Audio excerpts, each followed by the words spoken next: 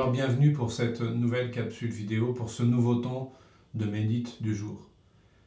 Vous savez, on entend parler de déconfinement. On a une date importante, le 11 mai, où on se dit tous que ça y est, il va y avoir un après.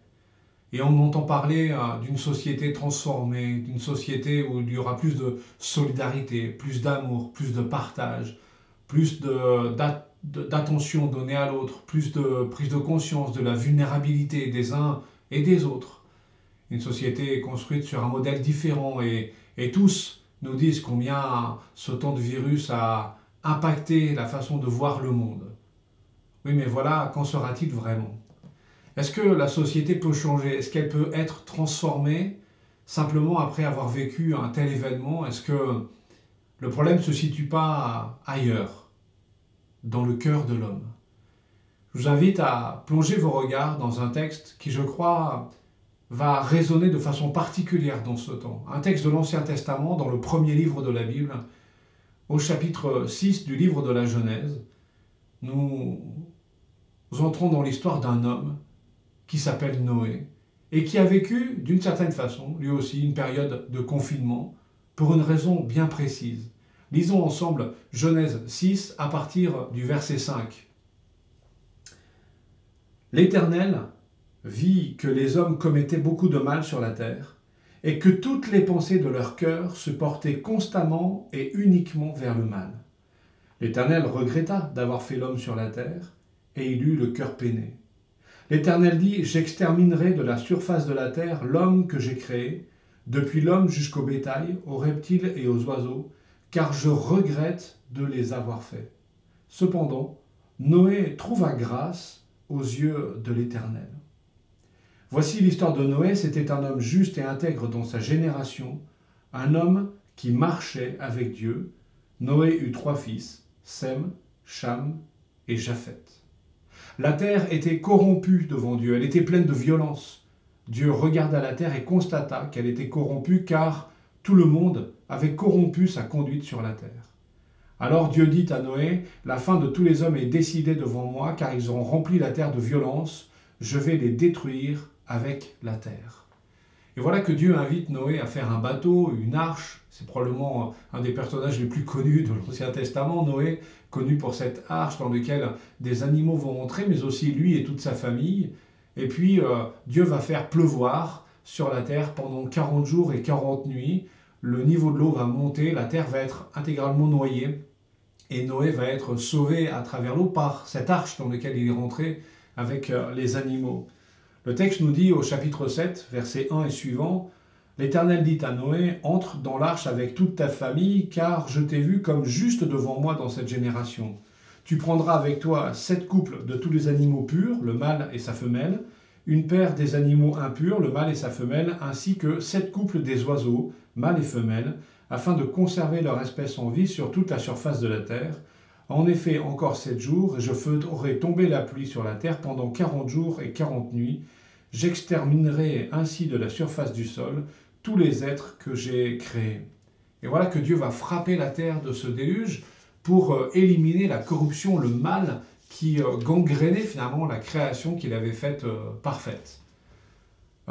Certes, il a plus 40 jours, on sait que le niveau de l'eau est monté, on sait qu'il a fallu un certain temps avant que le niveau de l'eau s'abaisse. En fait, Noé est resté plus que 40 jours, en fait, confiné dans l'arche avec sa famille, avec les animaux. Et voilà que le texte nous parle finalement du retrait de l'eau au chapitre 8 et puis de la sortie de l'arche. Au verset 15 du chapitre 8, nous lisons ceci.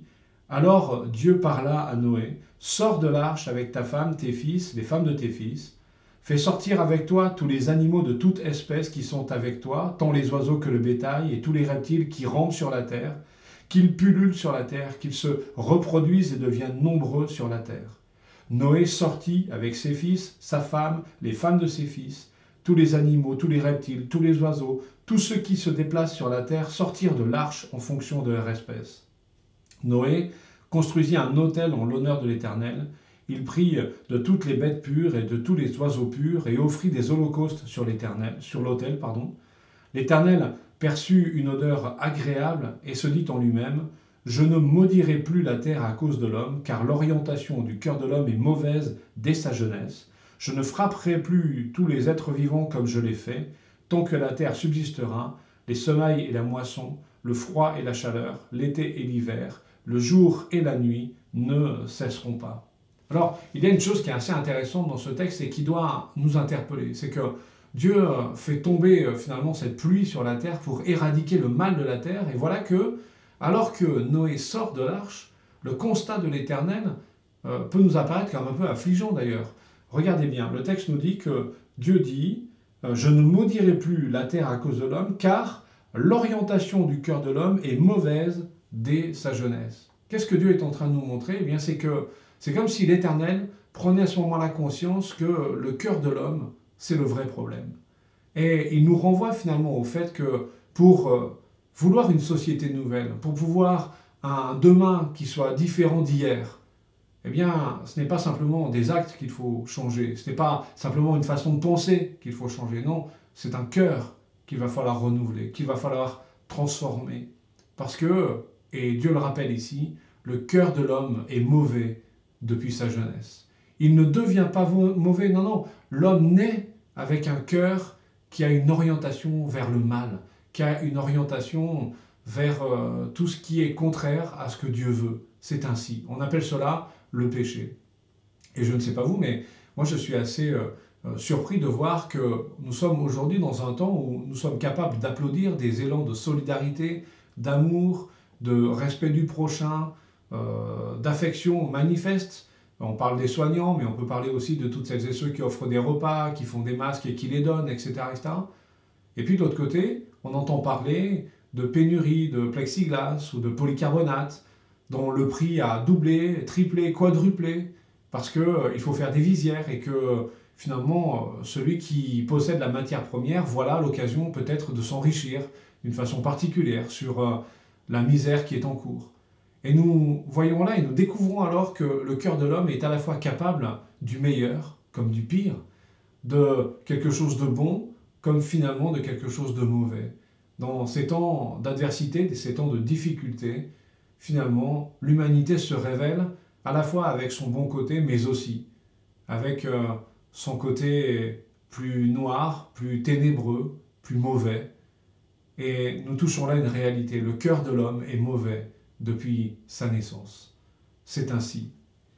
Et le texte continue en nous parlant d'une alliance que Dieu va conclure avec Noé. Le chapitre 9 s'ouvre ainsi. Dieu bénit Noé et ses fils, il leur dit « Reproduisez-vous, devenez nombreux et remplissez la terre, vous serez craints et redoutés de tout animal de la terre, de tout oiseau du ciel, de tous ceux qui se déplacent sur le sol, de tous les poissons de la mer, ils sont placés sous votre autorité. Tous ceux qui se déplacent et qui vivent vous servira de nourriture. Je vous donne tout cela de la même manière que je vous ai donné l'herbe verte. Seulement, vous ne mangerez aucune viande avec sa vie, avec son sang. Sachez-le aussi, je redemanderai le sang de votre vie, je le redemanderai à tout animal, je redemanderai la vie de l'homme, à l'homme qui est son frère. Si quelqu'un verse le sang de l'homme, son sang sera versé par l'homme, car Dieu a fait l'homme à son image. Quant à vous, reproduisez-vous et devenez nombreux, pullulez, multipliez-vous sur la terre. Et nous savons, la suite du texte le montre, Dieu va établir l'arc-en-ciel comme rappel de cette alliance qui conclut entre lui et l'humanité, entre lui et la création. Le texte nous dit ceci, « Voici le signe de l'alliance, au verset 12, que j'établis entre moi et vous, ainsi que tous les êtres vivants qui sont avec vous pour toutes les générations. J'ai placé mon arc parmi les nuages, il servira de signe de l'alliance conclue entre moi et la terre. Quand j'aurai rassemblé les nuages au-dessus de la terre, l'arc apparaîtra parmi les nuages, et je me souviendrai de mon alliance entre moi et vous, ainsi que tous les êtres vivants de toute espèce. L'eau ne se transformera plus en déluge pour détruire toute créature. L'arc sera parmi les nuages et je le regarderai pour me souvenir de l'alliance éternelle entre Dieu et tous les êtres vivants de toute espèce qui se trouvent sur la terre. Dieu dit à Noé, tel est le signe de l'alliance que j'ai établie entre moi et toute créature sur la terre.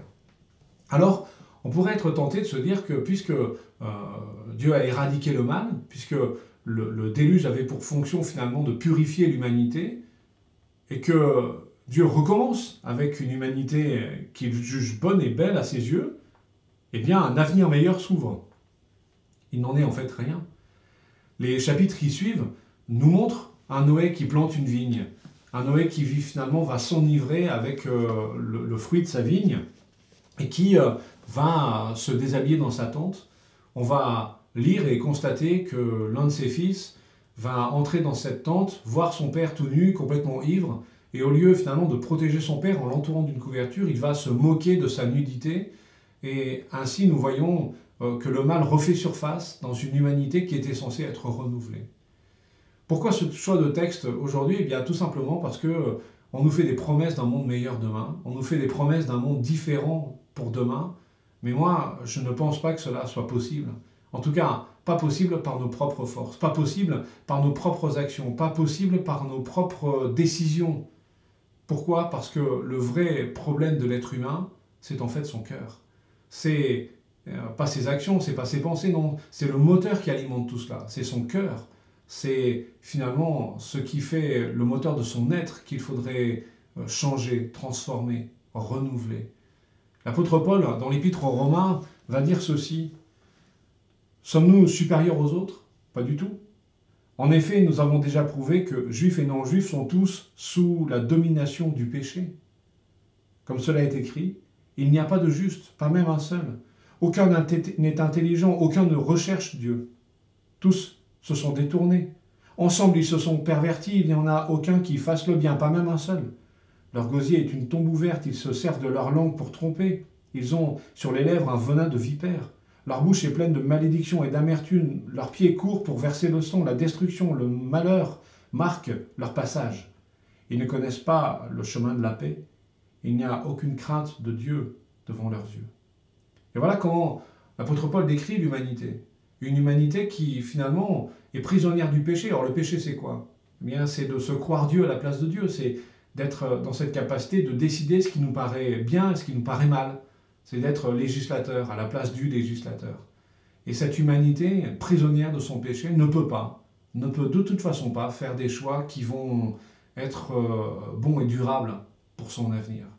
Pour qu'elle fasse des choix qui changent de ce que nous avons connu hier, il faudrait que le moteur soit transformé. Il faudrait que l'esclavage du péché cesse.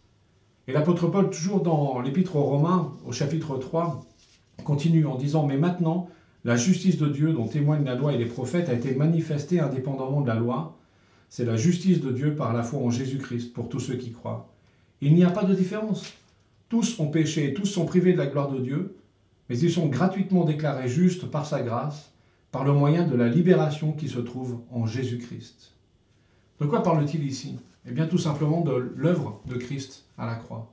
Lorsque Jésus meurt à la croix, non seulement il nous offre de pouvoir vivre le pardon de Dieu, mais il fait bien plus que cela, puisqu'il nous donne les moyens de ne plus être soumis à ce diktat du péché sur nos vies, sur nos existences.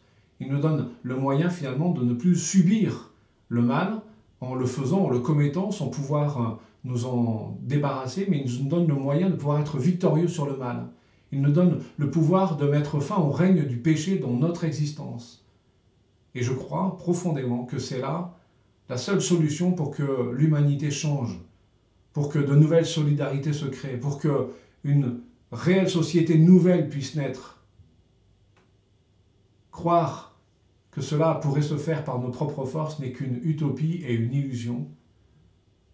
Et la société de demain sans Jésus-Christ ressemblera de façon très forte à la société d'hier, qui était aussi une société sans Jésus-Christ. Ce qui change la donne et ce qui va changer la donne, c'est la présence de Christ dans la vie de celles et ceux qui composent cette société. Voilà ce que ce texte nous offre. Il nous montre que notre espérance ne se situe pas dans les choix politiques ou les choix sociaux qui vont être faits demain, mais notre espérance se trouve en Jésus et en Jésus seul. À lui soit la gloire pour les siècles des siècles. Je vous souhaite une bonne journée sous le regard de Christ. Amen.